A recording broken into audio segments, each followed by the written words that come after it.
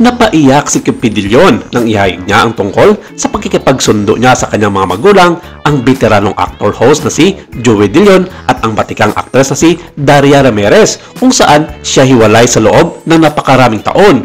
Sa isang guest appearance, kumakailan lamang sa Fast Talk with Boy Abunda, idinitalye ni Kempi kung ano ang naging reconciliation nila ng tatay na si Joey Dillon matapos ang 5 taon na hindi pagkikita at pag-uusap sa isa't isa. Lingid sa kalaman ng mga nakararami, si Kempi ay namuhay ng mag-isa noon pa lang pagtungtong nito sa tamang edad na hindi na nakatira sa kanyang amang si Joey Dillon, at marami ang nagsasabi na parte raw ito ng pagdisiplina sa kanya ni Pinoy Henyo Master para maging independent na sa kanyang sariling buhay noon pa lang.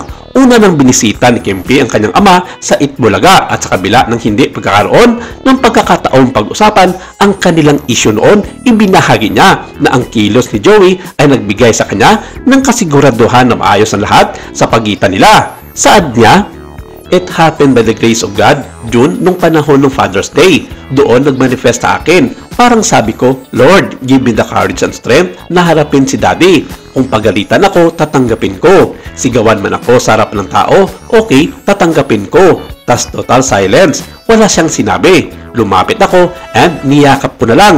Happy Father's Day, D. Doon pa lang, parang naramdaman ko na okay na. Okay na tayo. Kalimutan na natin kung anong yung nangyari. Makalipas ang ilang buwan, inimbitahan si Kempi para sa tanghalian sa bahay ni Joey kasama ang kanyang asawang si Ellen at ang iba pa nilang anak na sina Lucas, Jaco at Gio, kung saan nagkaroon ng pagkakataon si Kempi na humingi ng tawad sa kanyang ama. Ang hidwaan ni na Kempi at Joey ay napaulat dahil sa pag-alis ng una sa Itbulaga at kasunod ng mga damdamin na depression at paghiwalay.